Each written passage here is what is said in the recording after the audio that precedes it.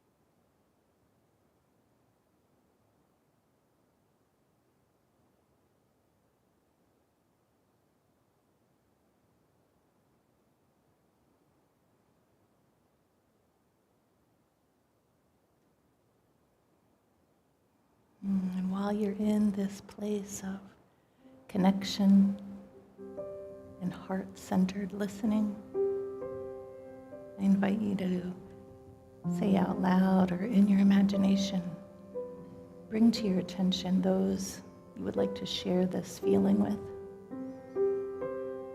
those you would like to share this vibration with. You can whisper them out loud if you'd like.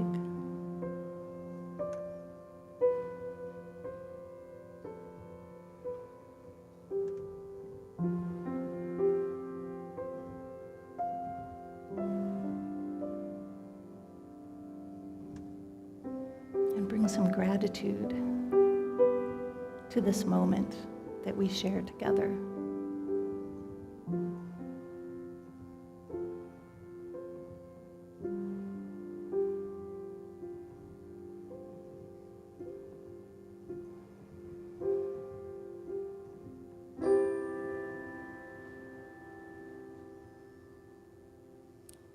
I invite Karen Rowe, our prayer partner today, while we're still holding this space of love and gratitude, to offer a prayer over our prayer box this morning.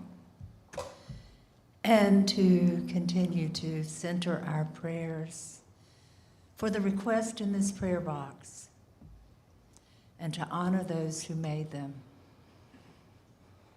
knowing that divine power and strength works through them to overcome any and all of life's challenges, and that they are held in love by the UCP community.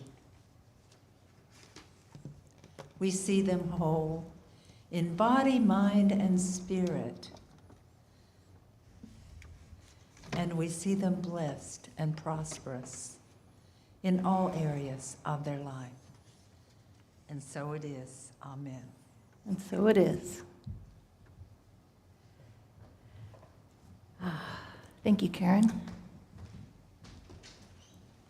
And while we're still feeling the glow of that full 2-minute meditation, how many of you felt that it was longer than 2 minutes? How often do we give ourselves a full 2 minutes of silence and go invite ourselves to go into that internal deep silence, open the door to that connection? So that was a gift we gave ourselves today as a community, and I hope those of you at home are feeling the same way. So please join me now in saying our vision and mission statement on the buff sheet.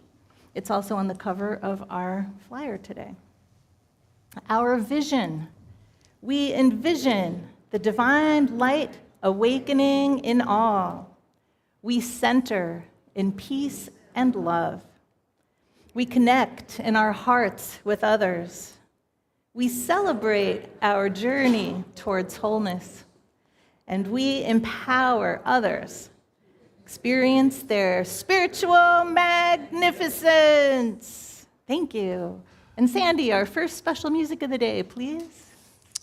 So normally I try to match the talk topics, but I didn't have a lot to go on this week. So this is a brand new song.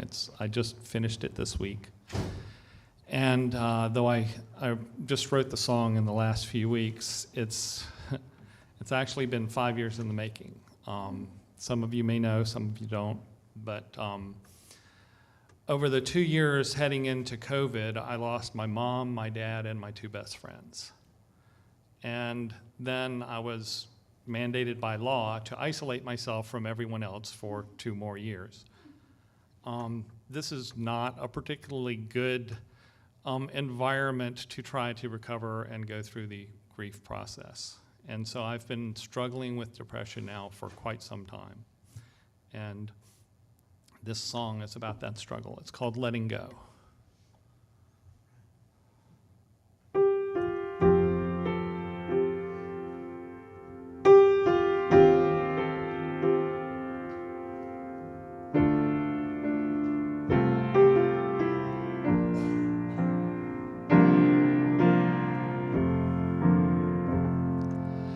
It's so hard today, living in this space, trapped beyond the light.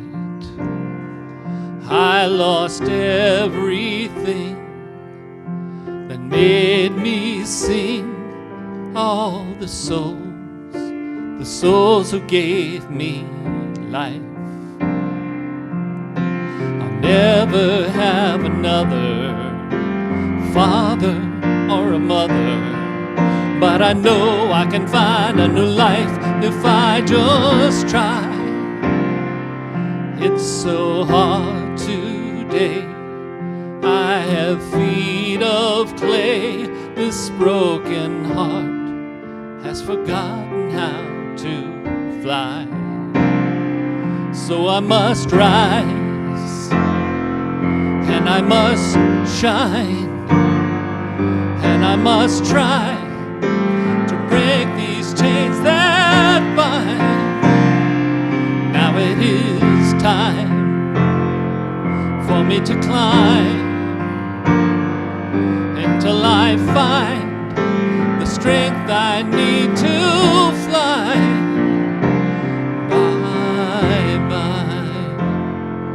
Bye-bye.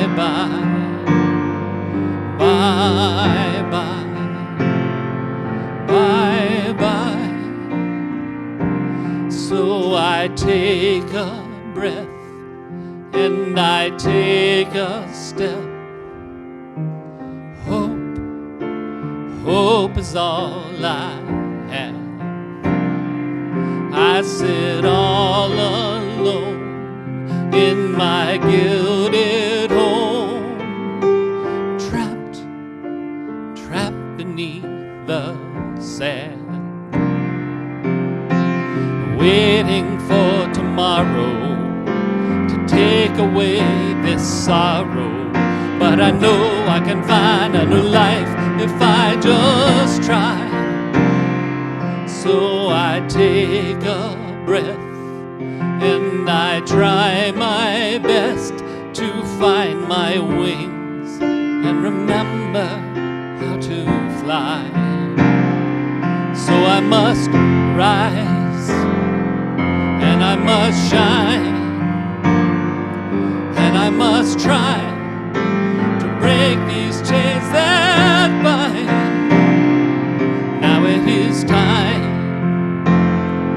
for me to climb until I find the strength I need to fly.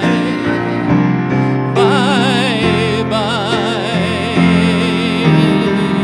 It's hard to move, but I must move on. This road may be dark, but I know in my heart tomorrow there will be a dawn. So I must rise and I must shine and I must try to break these chains that bind. Now it is time for me to climb until I find the strength I need to fly. Bye bye, bye bye, bye bye, bye bye.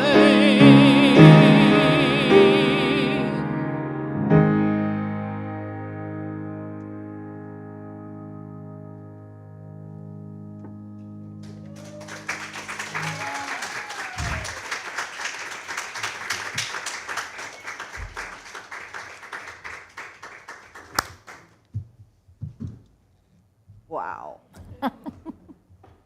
Thank you, Sandy. And no, I did not tell Sandy anything about my topic today, but just wait till you see what I'm going to talk about. Oh, lovely. My heart goes out to you. I understand depression, and then with what your experience was, it must have been a really dark time. I appreciate you sharing that. It's important for us to talk about mental health and realize it's real, and we deal with it all the time, all of us. We hide it because we feel like it's a weakness, but it's just part of being human. So for those of you who don't know me, I am a long-term member of this community. I have found this community about 20 years ago and found Unity about 25 years ago at the Durham Church first. And this is the community that bade me goodbye to go to seminary and supported me with your prayers while I was there. So I'm back. I've been back for a while, and I'm happy to be part of this lovely community again.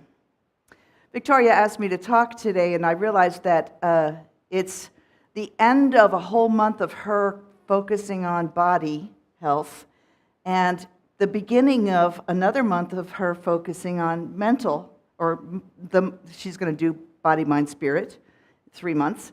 Well, so I'm bridging between body and mind, and they're connected, really.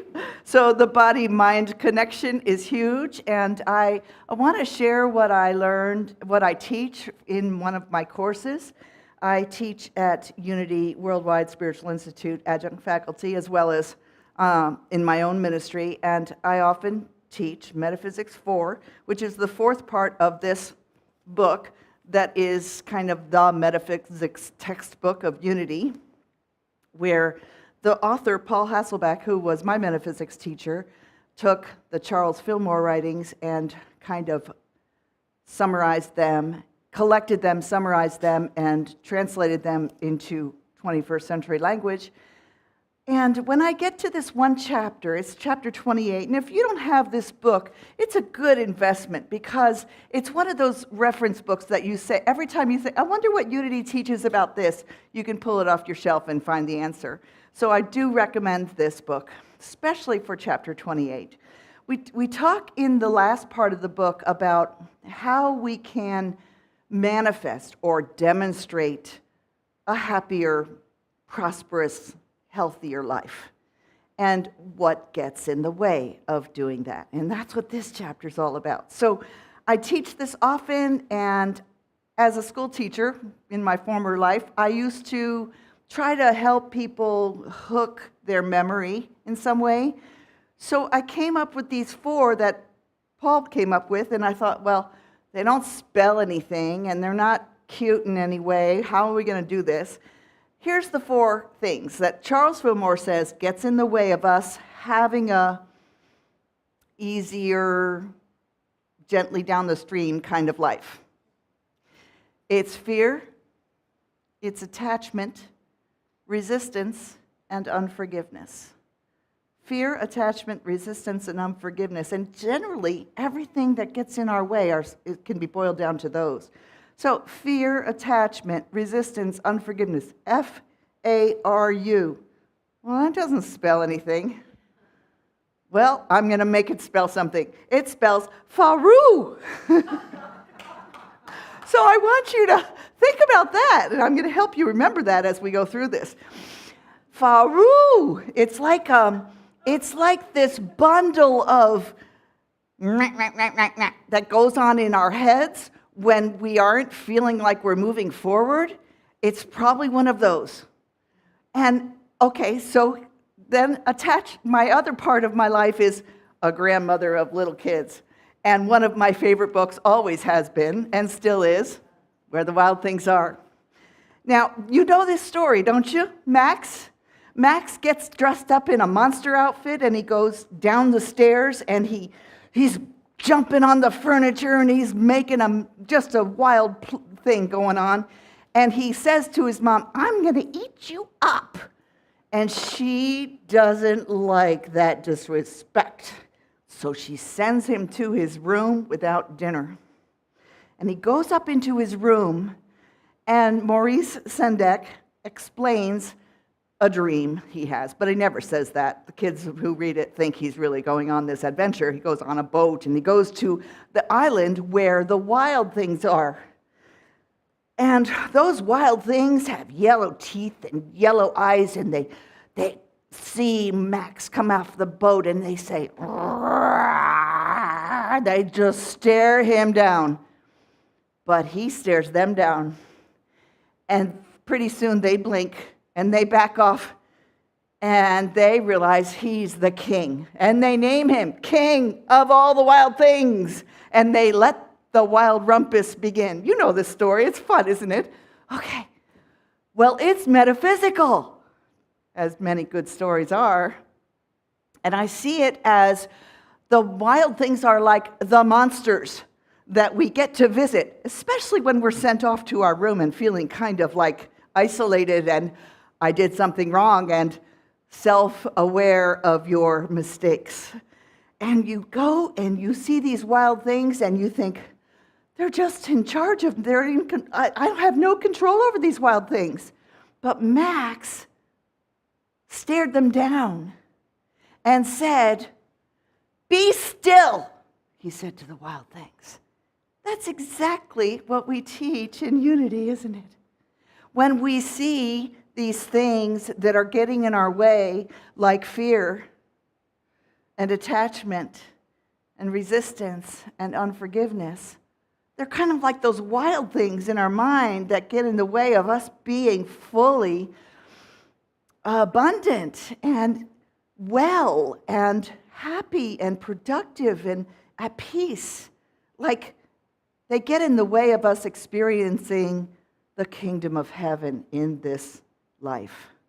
Kingdom of heaven is well-being, balance, abundance, peace, a sense of a consciousness of being in the oneness. But all those things get in our way: fear, attachment, resistance, unforgiveness. If you can't remember those, just say FARU. Say it with me.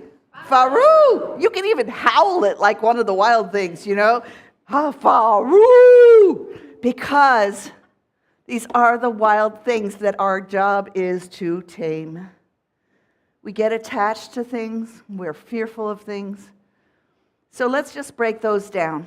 Oh, and you know, when I found this symbol on the internet of the wild things, and they're all silhouettes of these big, wide monsters marching behind little Max, who's in charge of everything. And that's exactly the image you want to gather in your mind.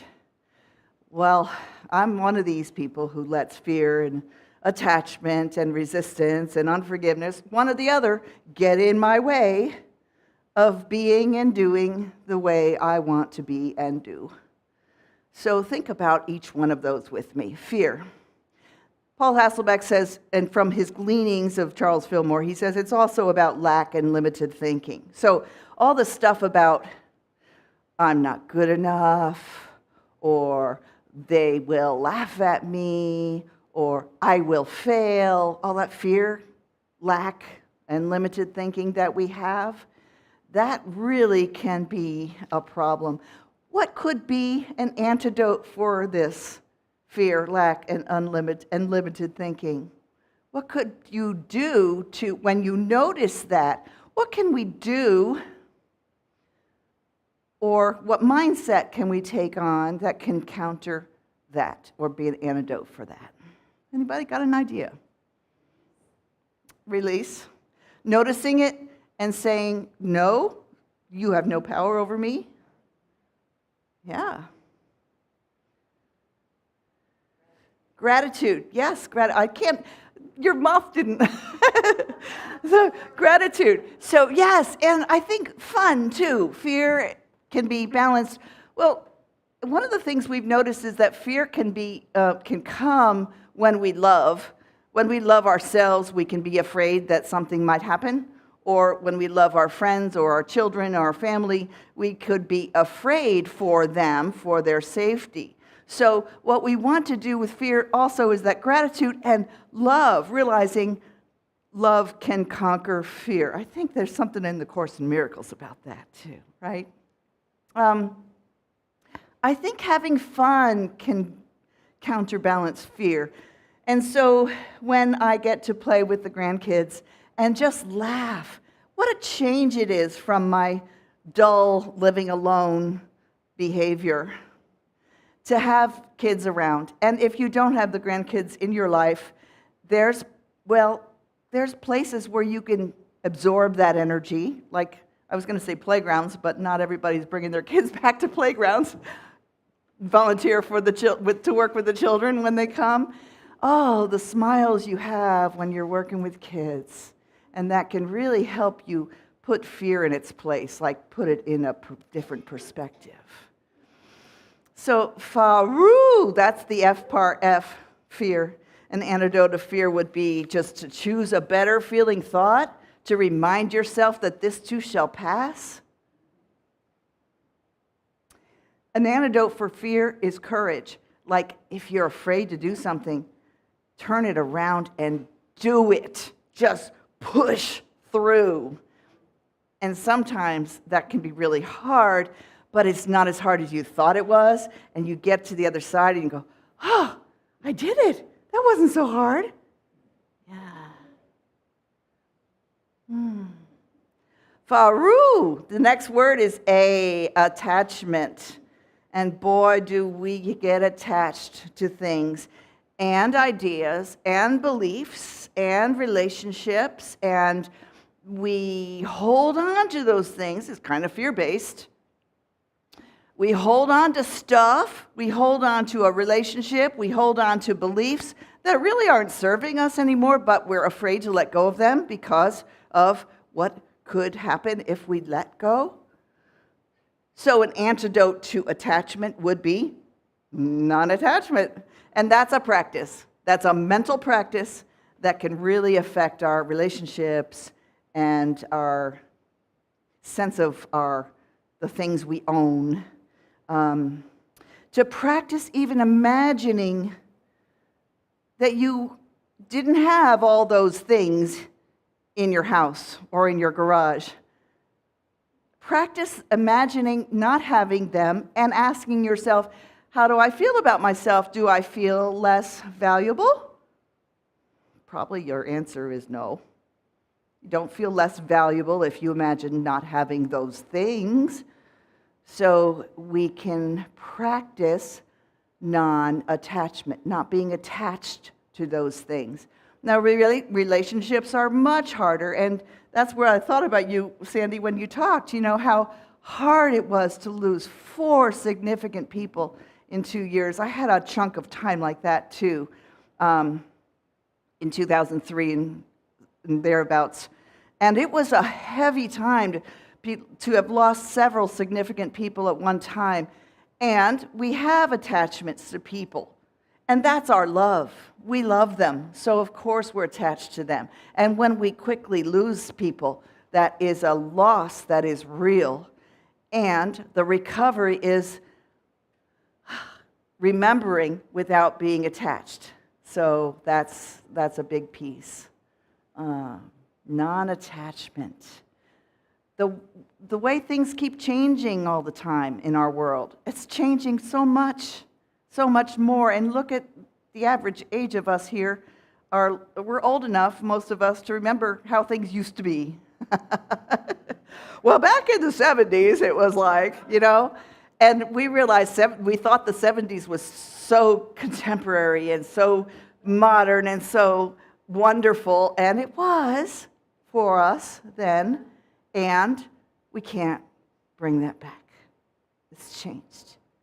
So a non-attachment to the way things have always been is part of our spiritual practice. And as we let go of that attachment, we'll find that we can flow with the flow a lot more easily rather than paddling upstream trying to keep it the way it used to be. Okay? That's fear. That's attachment. What's the next one? R, resistance. Say it with me. FARU. Okay. FARU, resistance.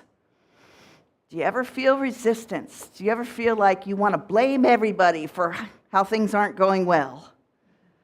You're resisting.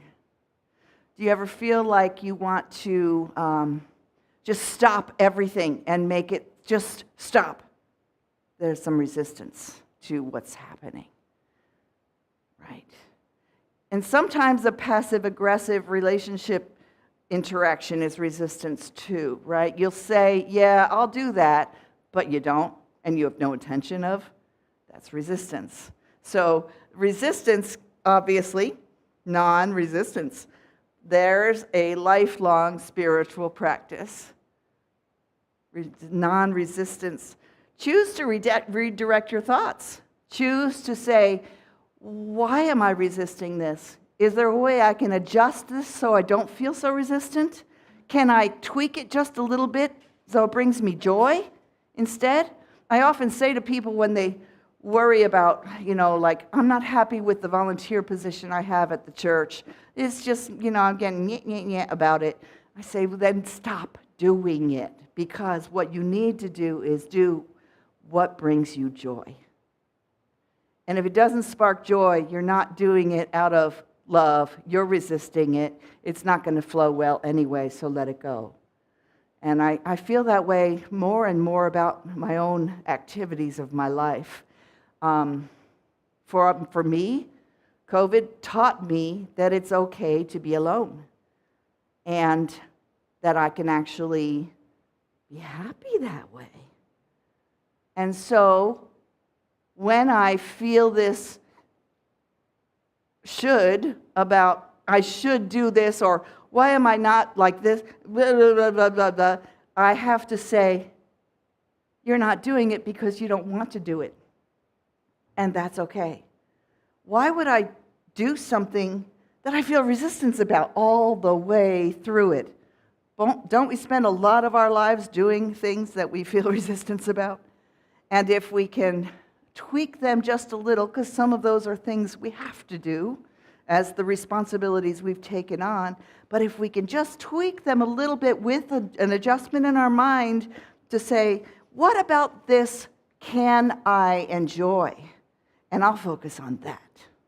Instead of, I don't want to do this. Now I've got to go do this. I don't want to do this, Remember what the law of mind action, little ditty that we learn in Unity. What you resist persists. What you resist persists. It's all in our minds. If I resist something, if I keep thinking, I don't want to do this, or I don't like that, it's going to persist because we're yanking about it.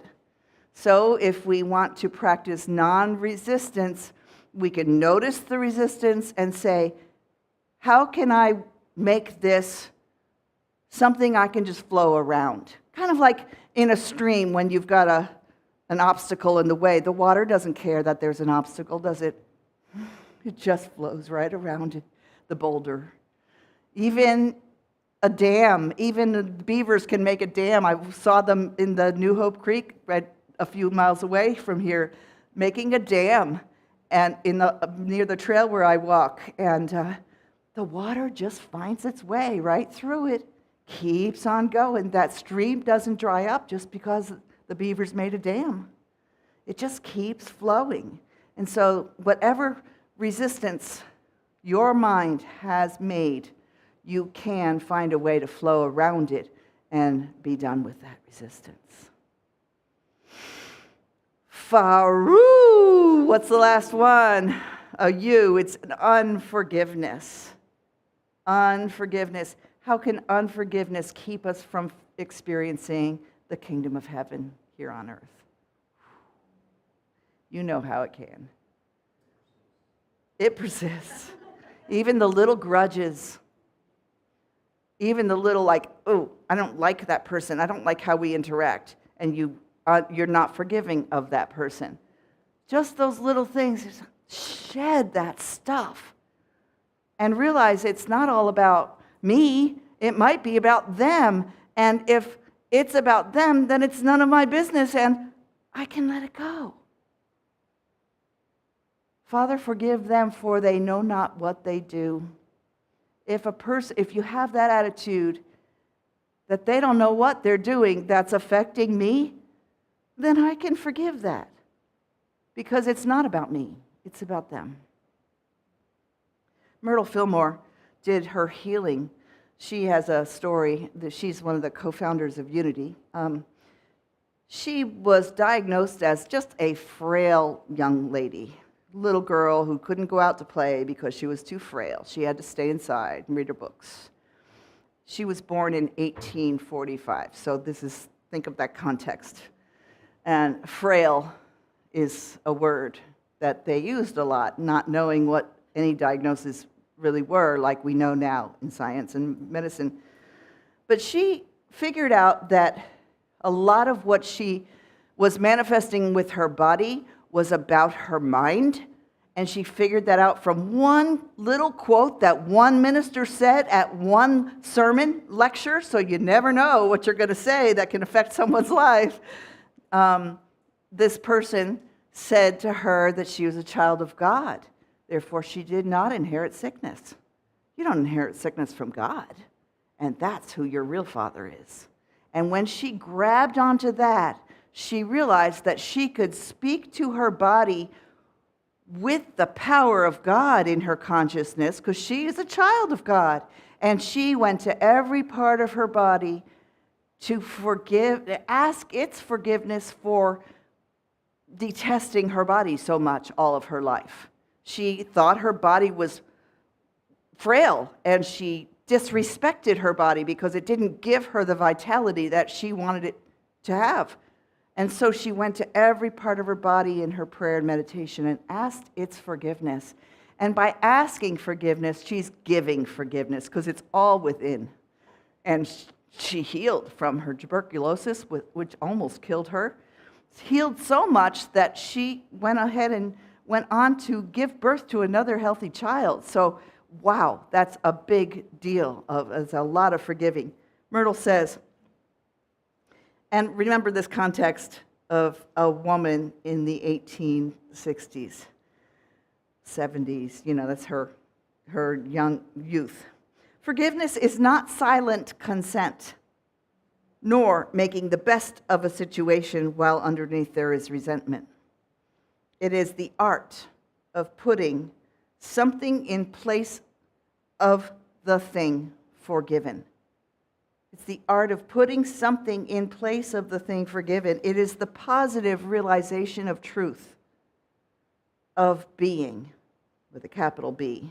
The truth of being, putting that in place. Such an attitude invites only the best from other souls.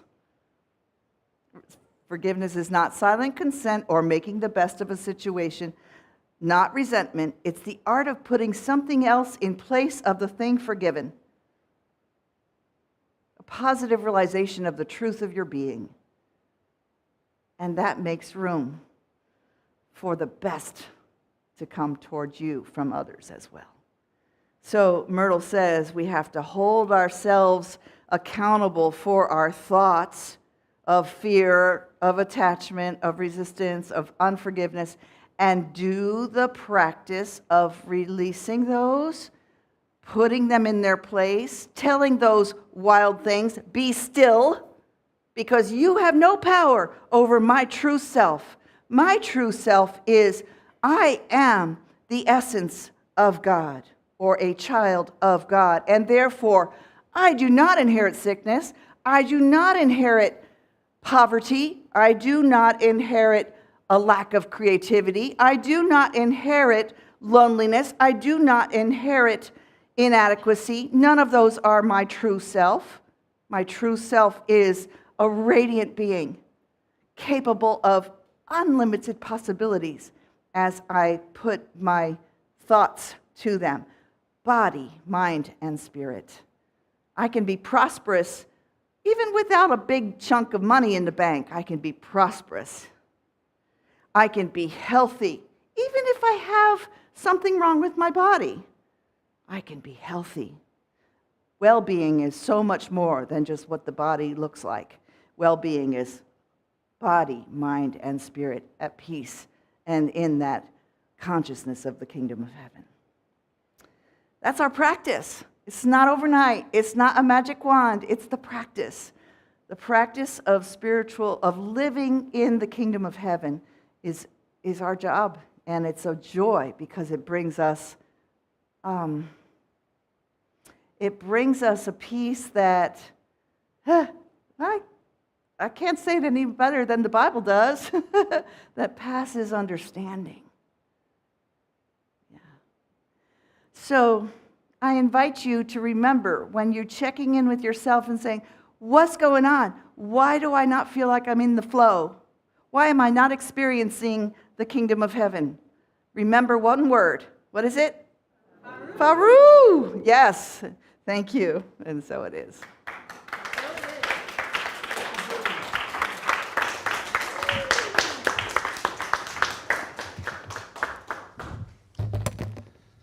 So the title of that song that I did is actually not in the song. It's called "Letting Go," and I understand why Pat was sort of giggling when she heard it, because it's like as she was going through it, letting go of fear, letting go of attachments, letting go of resistance, letting go of grudges. You know, it all applies. And this song is not my own. This is by Daniel Nahmod, but it's about that same thing, because most of these things, when we let go, we need to replace them with something that does serve us. This is called Empty Hands.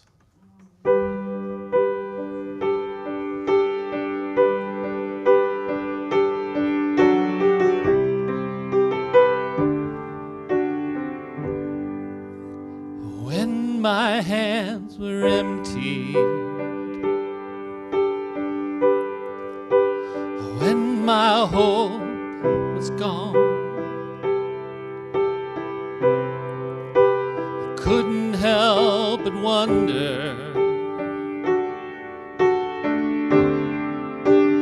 what had I done wrong?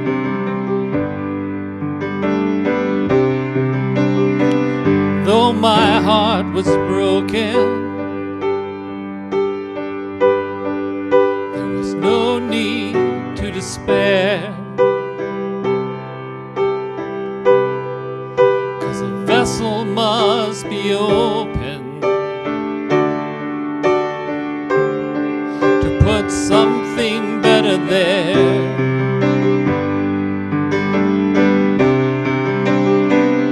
Into my empty hands, gently you pour new life for me.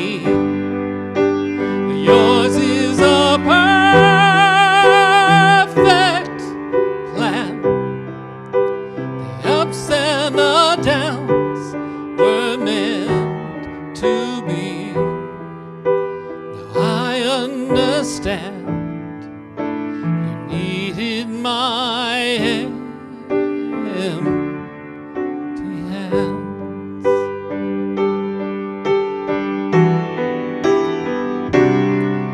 So forgive me when I doubt it. I admit sometimes I do. Or consider giving up, 'cause I cannot see the truth. I know I'll never go without it. Your deep and abiding love,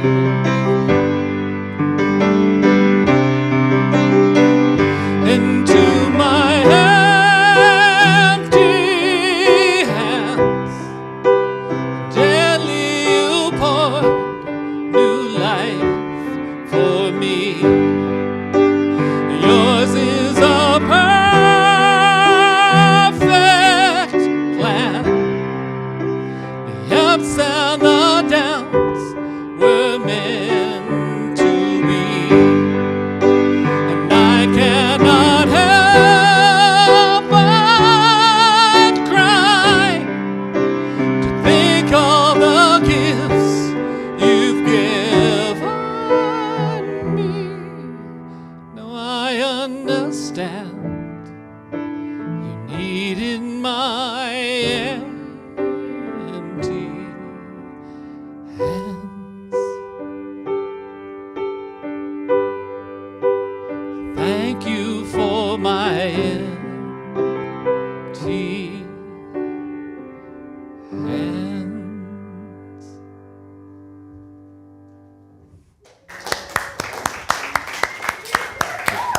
Wow. Thank you, Sandy. And I have a way to remember the FARU. FARU, bless you. FARU. FARU, bless you. All right. Thank you for that. Well, we have an opportunity to practice exactly what Pat talked about, right? Once you release those things and you recognize them, you want to put something else into those empty hands. And this is the time in our practice in our community where we get to circulate symbols of our love and energy through our gifts. So it was interesting what Pat Webster said last week as the service person. She told her story of tithing and the results that she got from taking that faith and trust when she didn't think she had anything, and she replaced that feeling and took action towards what she wanted. And she put her energy in circulation, and how much that really helped her personal financial. Like, she attributes part of that success through this practice. So just wanted to remind people that. She has a great personal story. So join me in saying our blessing of the gifts. So why do we do this blessing of the gifts? Because we're not just giving money like it's a fee, or a love offering. It is a practice, so we want to do it consciously. So that's the purpose of the statement that we're going to say together. It's on your buff sheet. Divine love through me blesses and multiplies all that I have, all that I give, all that I receive, and all that I am. Thank you. And with our good music and givers, thank you. Happy, I'm joyful, I am fulfilled. I'm happy, I'm joyful, I am fulfilled. I'm aware of all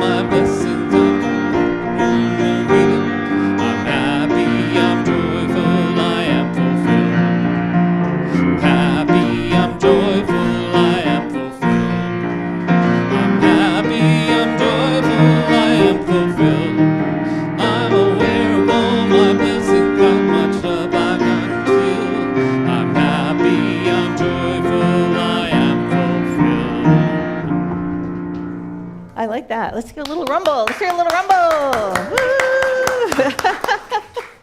All right, join me in having your palms facing these beautiful bowls of plenty. And let's envision these symbols of our love and abundance thinking circulating throughout our community and beyond our community, because a portion of this is going to be going to other groups that we partner with, because we are a tithing community. So just think of the ripples of this energy benefiting everyone in wide circles throughout our community and coming right back to the giver as well in the form of abundance and prosperity. With that, we say, so it is. Thank you. So it is. Okay. Do we have any guests here today? Any first-timers? New people?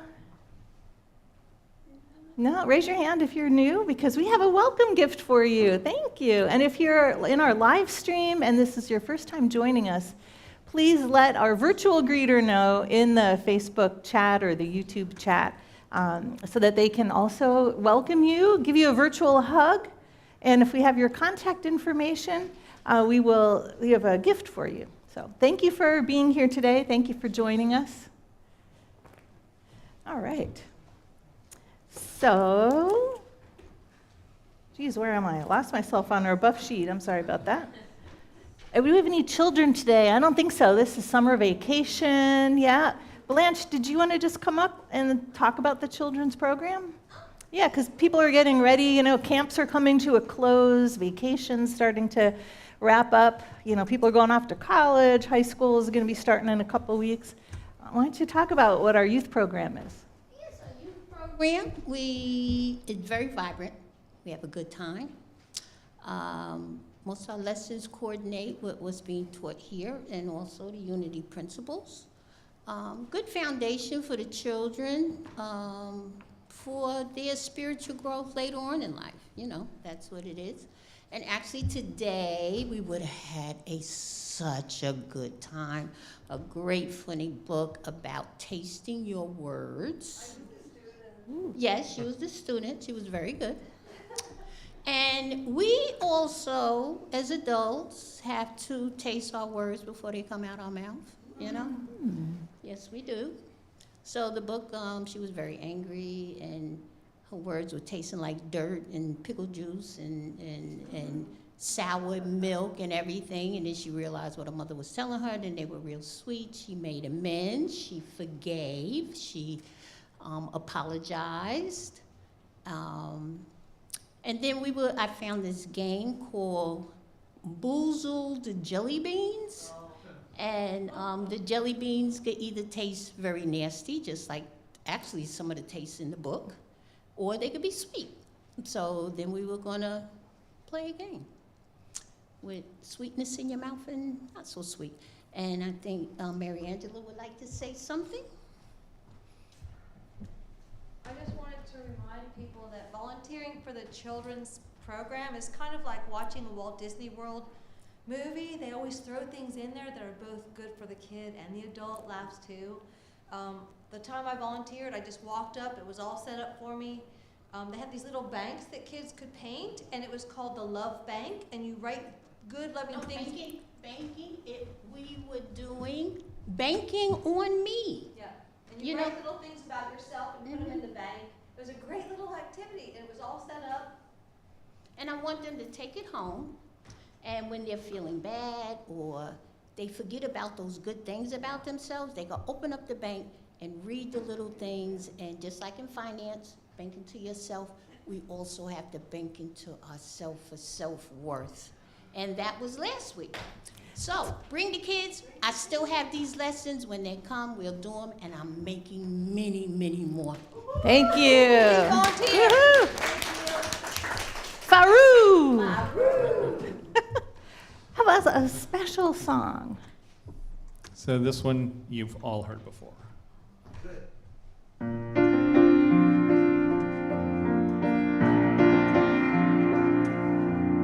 To dream the impossible dream, to fight the unbeatable foe,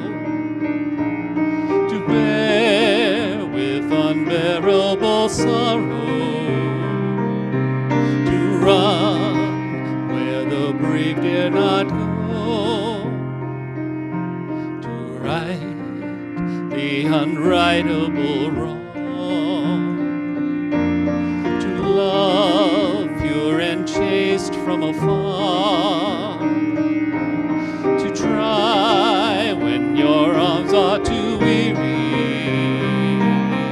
to reach the unreachable star.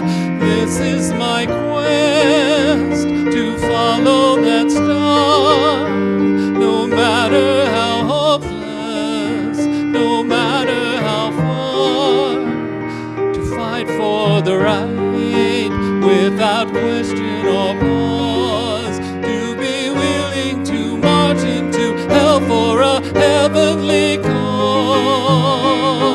And I know if I'll only be true to this glorious quest, that my heart will lie peaceful and calm when I'm laid to my rest.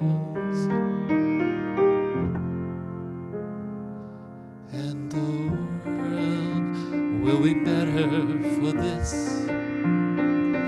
that one man scorned and covered with scars still strove with his last ounce of courage to reach the unreachable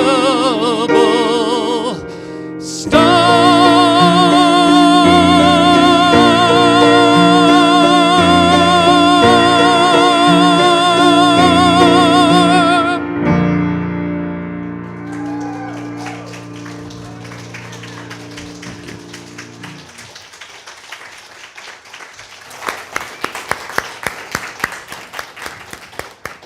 Wow, Sandy. Woo! So let's keep this uplifting going. Yeah, you really belted that out. Don Quixote. Well, let's keep this good feeling going, right? What other ways can we practice? Let me share with you some of the upcoming events and then other announcements. Our member over here, Gain Steer, is going to be doing a full moon ceremony out in the medicine wheel. And he'll tell you all about it on the deck. Outside, you'll see he's got some good things to share with us today during our snack time. He's got some sticks. He's got all kinds of traditional things. So this won't just be a stand around fire. There's going to be some tradition shared and some knowledge shared from his teachers and the different lineages that he's been part of. So it's going to be a very special event on the 12th. So I hope you'll join us. There's plenty of room for everybody. Just come and join us. We're starting to do the full moon ceremony starting in August. We're all scheduled through December. We plan to do them every full moon. You might take January, February off because it is very cold here by then. And we're going to be tying them not only with the full moon, like this upcoming one in August is the sturgeon moon, but we're going to also tie it to a unity principle. Did you know that the 12 powers actually tie to a month of the year as well? Yeah, so you'll get to come and learn a little bit about unity, but it's mostly about the ceremony and a great opportunity to practice FARU.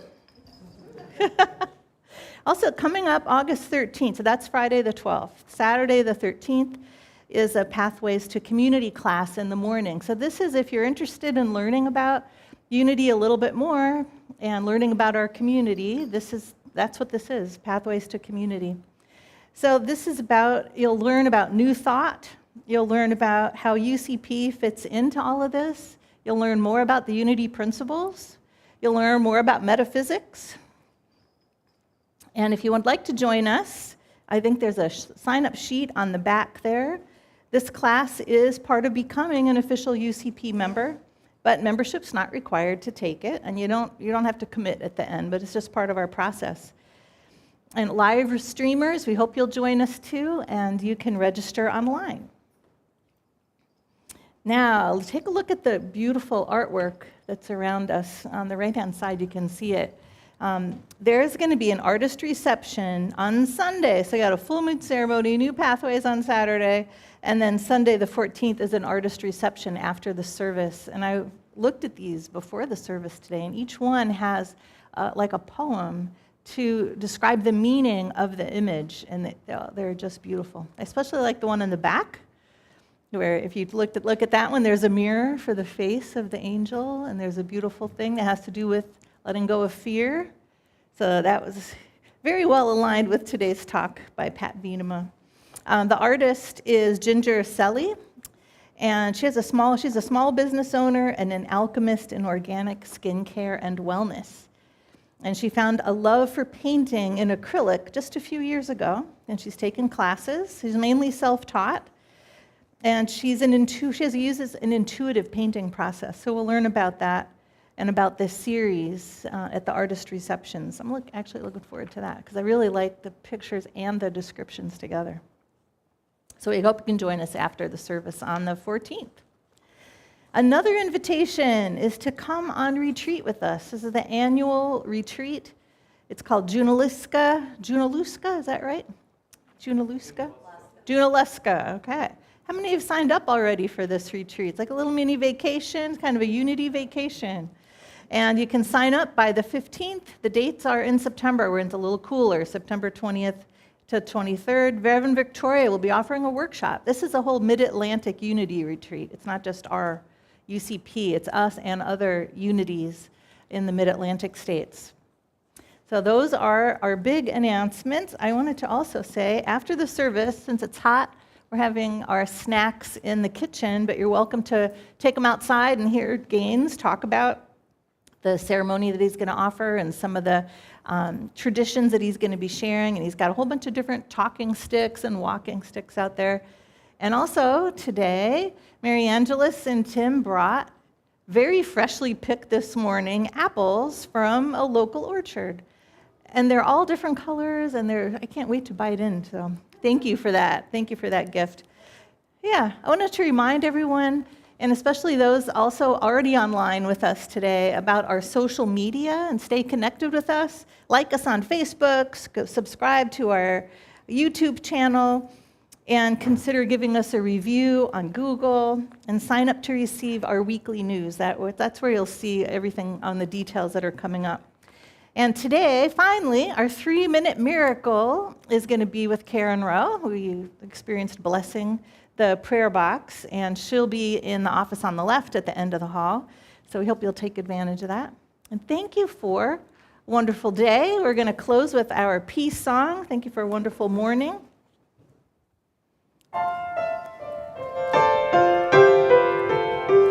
Wait. I forgot something. Yes, please stand up. Please stand up. Yeah, I didn't have enough coffee this morning. Prayer of protection. How could we not have the prayer of protection? Are you ready? Then we'll do the peace song. All right. The light of God surrounds us. I am the light of God. The love of God enfolds us. I am love of God. The power of God protects us. I am the power of God. The presence of God watches over us. I am the presence of God. Wherever God is, I am, and all is well. Thank you.